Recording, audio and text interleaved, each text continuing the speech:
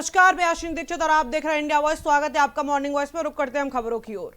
असम के विधानसभा चुनाव के लिए भारतीय जनता पार्टी के स्टार प्रचारक और उत्तर प्रदेश के मुख्यमंत्री योगी आदित्यनाथ ने मोर्चा संभाल लिया है। आपको बता दें कि सीएम योगी आदित्यनाथ ने असम में विधानसभा चुनाव के प्रचार के दौरान शुक्रवार को बरबेटा विधानसभा सीट पर रैली की। आपको बता दें कि यूपी के सीएम योगी आदित्यनाथ ने अपनी पहली सभा में कांग्रेस के साथ एआईयूडीएफ पर जमकर हमला बोला और लव जिहाद, लैंड जिहाद और घुसपैठ रोकने की बात कही। देखिए पूरी रिपोर्ट। असम के विधानसभा चुनाव के लिए बीजेपी के स्टार प्रचारक और उत्तर प्रदेश के मुख्यमंत्री योगी आदित्यनाथ ने मोर्चा संभाल लिया है। सीएम योगी ने असम में विधानसभा चुनाव के प्रचार के दौरान शुक्रवार को बरबेटा विधानसभा सीट पर एक रैली को संबोधित किया। यूपी के सीएम योगी ने अपनी पहली सभा में कांग्रेस के साथ एआईयूडीएफ पर जमकर हमला किया और गंभीर आरोप भी लगाए। साथ ही उन्होंने लव जिहाद, लैंड जिहाद और घुसपैठ रोकने की बात भी कही। एक एक घुसपैठी को चिन्हित करके उसे यहां से बाहर कराने की व्यवस्था भी हो रही है और दूसरी ओर डेवलपमेंट के बड़े बड़े कार्य आज असम के अंदर भी देखने को मिल रहे हैं। असम के अंदर ये एनडीए का संकल्प है कि असम की धरती को लव जिहाद और लैंड जिहाद की धरती नहीं बनने देंगे। असम की धरती में घुसपैठ नहीं होने देंगे। असम की डेमोग्राफी को बदलने की कांग्रेस और यूडीएफ की साजिश को सफल नहीं होने देंगे और इसको रोकने का काम केवल और केवल एनडीए की, बीजेपी की गवर्नमेंट ही कर सकती है। कांग्रेस और यूडीएफ नहीं कर सकती। सीएम योगी ने यूपी का उदाहरण देते हुए कहा कि डबल इंजन की सरकार के चलते न तो यूपी में दंगा हुआ, न ही कर्फ्यू लगा और न ही अब वहां माफिया राज है। आज आप देख रहे होंगे उत्तर प्रदेश में पिछले 9 वर्ष से डबल इंजन की सरकार है और 9 वर्ष में एक भी दंगा यूपी में नहीं हुआ है। एक भी दंगा नहीं। दंगा मुक्त, कर्फ्यू मुक्त, माफिया मुक्त, कोई माफिया नहीं। विकास कार्य धड़ल्ले से डबल इंजन की सरकार बुलेट स्पीड पर विकास के कार्यों को आगे बढ़ा रही है तो गरीबों के कल्याण के कार्यक्रम को भी आगे बढ़ाने का काम कर रही है। योगी ने कहा कि मैं असम की इस पावन धरा पर आपसे संवाद करने आया हूं। असम की अपनी गौरवशाली परंपरा रही है। यहाँ की आध्यात्मिक और सांस्कृतिक परंपरा भी समृद्ध रही है। असम में 126 विधानसभा सीटों पर 9 अप्रैल को वोटिंग होगी और 4 मई को नतीजे घोषित किए जाएंगे। भारत की समुद्री ताकत को नई ऊंचाई देने वाला स्टील्थ फ्रिगेट आईएनएस तारागिरी भारतीय नौसेना में शामिल हो गया है। इस खास मौके पर रक्षा मंत्री राजनाथ सिंह, सीडीएस जनरल अनिल चौहान, नौसेना प्रमुख एडमिरल दिनेश के त्रिपाठी मौजूद रहे। इस मौके पर रक्षा मंत्री राजनाथ सिंह ने कहा कि विशाखापट्टनम शहर अपने आप में भारत की समुद्री शक्ति का साक्षी रहा है, इसीलिए यहीं से आईएनएस तारागिरी की कमीशनिंग आज आप में एक बेहद महत्वपूर्ण क्षण है। आपको बता दें कि उन्होंने कहा कि समुद्र में ताकतवर होना विकास के लिए बेहद महत्वपूर्ण है। देखिए पूरी रिपोर्ट। भारत की समुद्री ताकत को नई ऊंचाई देने वाला स्टील्थ फ्रिगेट आईएनएस तारागिरी भारतीय नौसेना में शामिल हो गया है। इस खास मौके पर रक्षा मंत्री राजनाथ सिंह, सीडीएस जनरल अनिल चौहान, नौसेना प्रमुख एडमिरल दिनेश के त्रिपाठी मौजूद रहे। इस मौके पर रक्षा मंत्री राजनाथ सिंह ने कहा कि विशाखापट्टनम शहर अपने आप में भारत की समुद्री शक्ति का साक्षी रहा है, इसलिए यहीं से आईएनएस तारागिरी की कमीशनिंग अपने आप में एक बेहद महत्वपूर्ण क्षण है। उन्होंने कहा कि समुद्र में ताकतवर होना विकास के लिए बेहद महत्वपूर्ण है। समुद्र असल मायने में हमारे विकास का मार्ग है, हमारी कनेक्टिविटी का आधार है और हमारी आर्थिक शक्ति का भी यह स्तंभ है।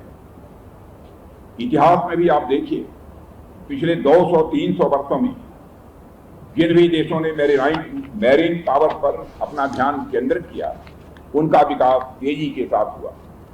कॉलोनियलिज्म के दौरान भी स्ट्रांग नेवल पावर वाले देशों ने पूरी दुनिया में अपने उपनिवेश बनाए। व्यापार से लेकर स्ट्रेटेजिक रीजन तक हर जगह वैसे देशों का वर्चस्व रहा। कम से कम इतिहास तो हमें यही बताता है कि अपनी नेवल पावर को मजबूत किए बिना कोई देश सही मायने में शक्तिशाली नहीं माना जा सकता। राजनाथ सिंह ने कहा कि आज हम डिजिटल युग में रह रहे हैं और भारतीय नौसेना लगातार हमारी सुरक्षा को मजबूत कर रही है। और आज के डिजिटल युग में समुद्र की एक और महत्वपूर्ण भूमिका है जिस पर आम लोगों का ध्यान कंपैरेटिवली कम जाता है, और वह भूमिका जुड़ी है अंडर सी इंटरनेट केबल से। दुनिया का अधिकांश डाटा इन्हीं केबल्स के माध्यम से एक देश से दूसरे देशों तक पहुंचता है। हमारे financial transactions, communication networks, defence coordination और सब कुछ इन अंडर सी इंटरनेट केबल पर निर्भर करता है। यदि इन केबल को कोई नुकसान पहुंचाता है तो उसका प्रभाव केवल एक देश तक ही सीमित नहीं रहता है, बल्कि पूरी वैश्विक व्यवस्था को प्रभावित करता है। इसलिए हमें अपनी मैरीटाइम सिक्योरिटी को ट्रेडिशनल दृष्टिकोण से आगे बढ़कर एक कॉम्प्रिहेंसिव और फ्यूचर रेडी फ्रेमवर्क में देखना होगा। हमें केवल अपने तटों की सुरक्षा तक सीमित नहीं रहना है, बल्कि उन क्रिटिकल सी लेन्स, चोक पॉइंट और डिजिटल इंफ्रास्ट्रक्चर की भी सुरक्षा इंश्योर करनी है जो हमारे नेशनल इंटरेस्ट से जुड़े हैं। इस कमीशनिंग को भारत की बढ़ती समुद्री शक्ति का बड़ा प्रतीक माना जा रहा है। तारागिरी को Mazagaon dock ship building limited ने प्रोजेक्ट 17A के तहत तैयार किया है। इस वॉरशिप में BrahMos supersonic missile, MF star, medium range surface to air missile air defence system लगा हुआ है। इसके अलावा यह 76 मिलीमीटर गन, 30 मिलीमीटर और 12.7 millimetre close in weapon system के साथ एंटी सबमरीन रॉकेट और टॉर्पीडो से भी लैस है। Mazagaon dock ship building limited ने प्रोजेक्ट 17A के तहत किया तैयार। BrahMos supersonic missile, MF star, medium range surface to air missile air defence system से लैस, 76 मिलीमीटर गन, 30 मिलीमीटर और 12.7 millimetre close in weapon system मौजूद। एंटी सबमरीन रॉकेट और टॉर्पीडो से भी लैस है INS तारागिरी। वहीं अब बात करेंगे असम की, जहां चुनाव प्रचार के लिए बीजेपी ने अपनी पूरी ताकत झोंक दी है। इसी सिलसिले में गृह मंत्री अमित शाह ने गोलपारा के दुनोई में एक बड़ी जनसभा को संबोधित का। अमित शाह ने कहा कि कांग्रेस ने यहां सिर्फ चुनाव लड़ने का काम किया है, लेकिन आदिवासियों के कल्याण पर ध्यान नहीं दिया। उन्होंने कहा कि 75 साल में कांग्रेस ने किसी आदिवासी महिला को राष्ट्रपति नहीं बनाया। बता दें कि उन्होंने कहा कि पीएम मोदी ने द्रौपदी मुर्मू को राष्ट्रपति बनवाकर आदिवासी समाज का सम्मान बढ़ाया है। देखिए क्या कुछ कहा गृह मंत्री अमित शाह ने। असम में चुनाव प्रचार के लिए बीजेपी ने अपनी पूरी ताकत झोंक दी है। इसी सिलसिले में गृह मंत्री अमित शाह ने गोलपारा के दुधनोई में एक बड़ी जनसभा की। उन्होंने कहा कि कांग्रेस ने यहां सिर्फ चुनाव लड़ने का काम किया, लेकिन आदिवासियों के कल्याण पर कोई ध्यान नहीं दिया। उन्होंने कहा कि 75 साल में कांग्रेस ने किसी आदिवासी महिला को राष्ट्रपति नहीं बनाया। पीएम मोदी ने द्रौपदी मुर्मू को राष्ट्रपति बनाकर आदिवासी समाज का सम्मान बढ़ाया। कांग्रेस पार्टी ने आज आकर यहां चुनाव लड़ने आते हैं, कभी जनजातियों के कल्याण की बात नहीं करी। 75 साल हो गए थे, मगर कभी कोई भी आदिवासी महिला को राष्ट्रपति उन्होंने नहीं बनाया। केवल मोदी जी ने हमारी बहन द्रौपदी मुर्मू जी को महामहिम द्रौपदी मुर्मू बनाने का काम हमारे नेता नरेंद्र मोदी जी ने किया है। अमित शाह ने कांग्रेस पर निशाना साधते हुए 90 के दशक की बात याद दिलाई और कहा कि कांग्रेस जब यहां थी तब अशांति ही थी। 90 के दशक की शुरुआत में मैं भी आया था। असम बचाओ आंदोलन विद्यार्थी परिषद का था। मैं गोलापारा में आया था, पुलिस ने लाठी चार्ज किया था और हम नारा लगाते थे, आसाम की गलियां सुनी है, इंदिरा गांधी खूनी। उस वक्त भी एक कांग्रेस पार्टी आसाम को अशांत क्षेत्र बनाई हुई थी और 15 साल तक मनमोहन सिंह की सरकार में 10 साल यहां पर फिर से अशांति फैलाई। शाह ने दुधनोई नदी का जिक्र करते हुए कहा कि इसे दूध की नदी कहते हैं, लेकिन यहाँ एक भी डेयरी नहीं है। अमित शाह ने वादा किया कि बीजेपी सरकार आई तो हर जिले में बड़ी डेयरी खोली जाएगी और हर आदिवासी परिवार को एक गाय और एक भैंस दी जाएगी। ये दुधनोई नदी जो है ना, इसको दूध की नदी कहते थे, इसलिए दुधनोई नाम पड़ा है। ये दीदी लोग ताली बजाते हैं, मगर डेयरी है एक भी है क्या? आप मेरी बात समझो, ये दोनों लोगों को चुनकर भेज दो, आसाम के हर जिले में एक बहुत बड़ी डेयरी और हर ट्राइब के घर में एक गाय और एक भैंस देने का काम भारतीय जनता पार्टी का। केंद्रीय गृह मंत्री ने असम की जनता से घुसपैठियों का भी जिक्र किया और कहा कि एक मौका बीजेपी को फिर से दो, असम को घुसपैठ से मुक्त कर दिया जाएगा। आपको बता दें, बीजेपी के सभी दिग्गज असम चुनाव प्रचार में जुटे हुए हैं और जनता से प्रचंड जीत दिलाने की बात कही जा रही है।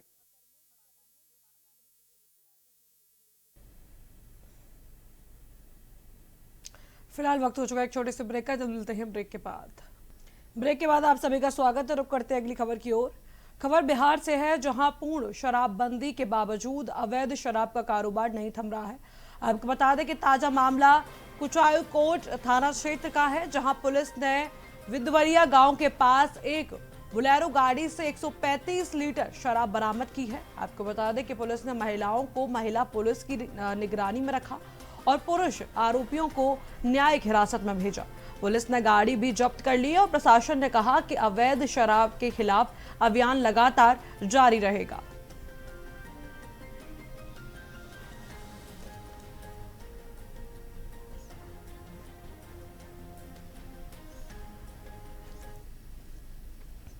वहीं असम विधानसभा चुनावों के लिए वोटिंग की तारीख नजदीक आने के बाद ही सियासी पारा चढ़ गया है। आपको बता दें कि गुरुवार को AIMIM प्रमुख असदुद्दीन ओवैसी असम में गरजे। आपको बता दें कि AIMIM के सुप्रीमो असदुद्दीन ओवैसी ने गुरुवार को असम में हुंकार भरी। बता दें कि राज्य में बरुद्दीन अजमल की अगुवाई में AIUDF के लिए प्रचार किया। इस दौरान उन्होंने मियां भाई द्वारा राज्य में सरकार बदलने का दावा भी किया। देखिए क्या कुछ कहते हैं। असम विधानसभा चुनाव के लिए वोटिंग की तारीख नजदीक आने के साथ ही प्रचार भी तेज होता जा रहा है। गुरुवार को AIMIM प्रमुख असदुद्दीन ओवैसी असम में गरजे। ओवैसी ने राज्य में बदरुद्दीन अजमल की अगुवाई वाले AIUDF के लिए प्रचार किया और नागांव व मोरी गांव में सभाएं की। इस दौरान उन्होंने CM हिमंता बिस्वा शर्मा पर जमकर निशाना साधा और कहा कि इस बार मियां भाई असम में सरकार बदलने का काम करेंगे। उन्होंने कहा कि मैं देख सकता हूं कि सभी मियां एकजुट होकर सबका खेल बदल देंगे। वे 9 अप्रैल को ताला और चाबी लेकर वोट देकर खेल का रुख बदल देंगे। यहाँ के मुख्यमंत्री बोलते हैं कि हमारी कमर तोड़ेंगे, हमारा जीना हराम कर देंगे। हमें खत्म करने वाले सुन ले, दुनिया तब तक जिंदा रहेगी जब तक मियां जिंदा रहेगा। हम किसी से डरने वाले नहीं हैं। ओवैसी ने यह भी कहा कि असम के CM के पास मियां भाई के लिए 2 रुपए नहीं है। एक राज्य का मुख्यमंत्री होने के नाते वो इस तरह की सोच रखते हैं। मुख्यमंत्री रहकर 2 रुपये ना दो, तुम्हारा दिल इतना छोटा हो गया कि तुम 2 रुपये के लिए गरीब को मोहताज कर रहे हो। अरे हमको बोल देते, हम चंदा करके देते अजमल साहब। 2 रुपये के लिए इतना आप में नफरत है मियां लोगों के ताल्लुक से। आप तो मुख्यमंत्री है, संविधान के ऊपर आपने ओथ लिया है, जमीन तंग कर देंगे, हड्डी तोड़ देंगे। अरे आप आप एक चीफ मिनिस्टर हैं, इस तरह बात करते हैं कोई? ओवैसी के बयान से असम में सियासी बयानबाजी तेज हो गई है। बीजेपी और इसके सहयोगी दलों के नेताओं ने ओवैसी के बयान पर तीखा हमला करते हुए साफ कहा है कि इस बार असम में केवल बीजेपी ही होगी। मियां रोहिंग्याओं को राज्य से बाहर जाना होगा। ओवैसी साहब तो जो मुंह में आता है वो बोलते हैं। किसी का भी वोट एक है, कोई मियाओं का 2 वोट तो हो नहीं सकता। मियाओं का जो दूसरा वोट है, अगर वो वोट दूसरा है तो वो रोहिंग्याओं का है। और मुझे लगता है रोहिंग्याओं के वोट कटे हैं। और बंगाल में भी झगड़ा इस बात का है, जो ममता बनर्जी रोहिंग्याओं के वोट बचाने के लिए SIR के अधिकारियों को पकड़ रही है। और मियाँ अपना वोट डालें, जिसको भी डालें, हर आदमी को वोट देने का अधिकार है। लेकिन मुझे नहीं लगता कि मियाँ जो है वहाँ पर आसाम की सरकार को बदल देंगे या मियाँओं की सरकार आ जाएगी। ये ओवैसी साहब के जो है ना ख्याली पुलाव हैं। बता दें कि ओवैसी ने असम चुनाव में विशेष रूप से मुस्लिम अल्पसंख्यक मतदाताओं से AIUDF को वोट करने की अपील की है। उन्होंने कांग्रेस पर हमला बोलते हुए कहा है कि कांग्रेस पार्टी बोलने की हिम्मत नहीं कर रही। ऐसे माहौल में यह बिल्कुल ज़रूरी है कि आप AIUDF को अपना वोट दें और यह सुनिश्चित करें कि आपकी आवाज़ विधानसभा तक पहुंचे। असम में 9 अप्रैल को वोट डाले जाएंगे और 4 मई को नतीजे घोषित होंगे। अब बात करते हैं मोतिहारी की, जहां जहरीली शराब पीने से अब तक 5 लोगों की मौत हो चुकी है और कई लोगों की हालत नाजुक बनी हुई है। मामला रघुनाथपुर और त्रिकौलिया थाना क्षेत्र के गांव के सामने आया। पीड़ितों में लोहा ठाकुर, लड्डू साहा, राहुल कुमार सहित कई लोग शामिल हैं। कुछ की आंखों में रोशनी चली गई है। आपको बता दें कि घायल लोगों का इलाज मोतिहारी सदर अस्पताल और मदन राज नर्सिंग होम में चल रहा है। पुलिस ने 6 शराब तस्करों को हिरासत में लिया है और पूरे इलाके में जांच शुरू कर दी है। वहीं आपको बता दें कि प्रशासन ने कहा है कि मामले की सख्त कार्रवाई की जा रही है। 2023 में भी इस तरीके की एक और वारदात हुई थी, आपको बता दें कि जिसमें शराब से 42 लोगों की मौत हो गई थी।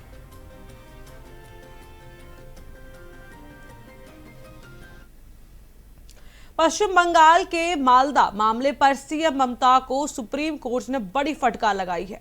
चुनाव आयोग ने इस घटना की जांच एनआई को सौंपी है। हम आपको बता दें कि मालदा जिले के कालियाचक में SIR प्रक्रिया के दौरान 7 न्यायिक अधिकारियों को भीड़ ने 9 घंटे तक बंधक बनाए रखा, जिससे सुप्रीम कोर्ट ने इस घटना को पूर्व नियोजित बताया। आपको बता दें कि ममता बनर्जी को SC ने फटकार लगाई है। देखिए पूरी रिपोर्ट। के मालदा में SIR प्रक्रिया के दौरान 7 न्यायिक अधिकारियों को भीड़ द्वारा 9 घंटे तक बंधक बनाए रखा गया। इसके बाद सुप्रीम कोर्ट ने इस घटना को पूर्व नियोजित और निंदनीय बताते हुए ममता सरकार को कड़ी फटकार लगाई। साथ ही सुप्रीम कोर्ट ने इस मामले में जांच के आदेश दे दिए हैं। बता दें कि चुनाव आयोग ने गुरुवार शाम पश्चिम बंगाल के मालदा जिले के कालियाचक में 7 न्यायिक अधिकारियों के साथ हुई बदसलूकी की जांच NIA को सौंप दी है। चुनाव आयोग ने NIA से इस मामले की जांच करने के लिए कहा है। NIA को भेजे गए पत्र में चुनाव आयोग की तरफ से लिखा गया है कि यह मामला पश्चिम बंगाल के मालदा जिले के कालियाचक क्षेत्र में वीडियो कार्यालय में SIR प्रक्रिया में लगे 7 न्यायिक अधिकारियों के घेराव से संबंधित है, जिसे असामाजिक तत्वों द्वारा अंजाम दिया गया। वहीं सुप्रीम कोर्ट की फटकार के बाद NDA नेताओं ने भी ममता बनर्जी पर तीखा हमला बोला है। देखिए, देश की एक अंग राज्य में इस तरीके की घटना घट रही है और सुप्रीम कोर्ट के जो चीफ जस्टिस, भारत के जो चीफ जस्टिस है, वो रात 2 बजे तक जग कर उस घटना की बारीकियां देख रहे हैं कि किस तरीके की रिपोर्टिंग ले रहे हैं। तो इससे शर्म होने जैसे, इससे बड़ी शर्म की बात और क्या हो सकती है। और जो बयान आया है वो पश्चिम बंगाल स्टेट गवर्नमेंट के जो नुमाइंदे हैं सुप्रीम कोर्ट में थे, किशोर दत्त, उनको सुप्रीम कोर्ट ने बताया है। यानी ये पूरा जो उनकी जो स्टेटमेंट है सुप्रीम कोर्ट की, वो पश्चिम बंगाल सरकार और ममता बनर्जी के खिलाफ। न्यायिक अधिकारियों पर हमला किया गया, बंद उनको कैसे घेरा गया, रात में 11-12 बजे उनको छुड़ाया गया। ममता बनर्जी ने शपथ लिया था बंगाल की रक्षा के लिए, बंगाल के लोगों की रक्षा के लिए। और रक्षा किसकी कर रही है? रोहिंग्या की, बांग्लादेशियों की, घुसपैठियों की। जिस तरह न्यायिक अधिकारियों के साथ बर्बर जिन्होंने बांग्लादेशी मुसलमानों ने, रोहिंग्यों ने जिस तरह उनको घेरा, रात में 12 बजे के बाद उनको छुड़ाया गया और कोर्ट ने भी हस्तक्षेप किया है। जिस तरह की बांग्लादेशी को की रक्षा के लिए ये ममता बनर्जी की सरकार काम कर रही है, ये किसी हालत में भी बर्दाश्त के लायक नहीं है। बंगाल की सरकार जिसके नेतृत्वकर्ता ममता दीदी हैं, अराजकता का माहौल है, गुंडों का राज है।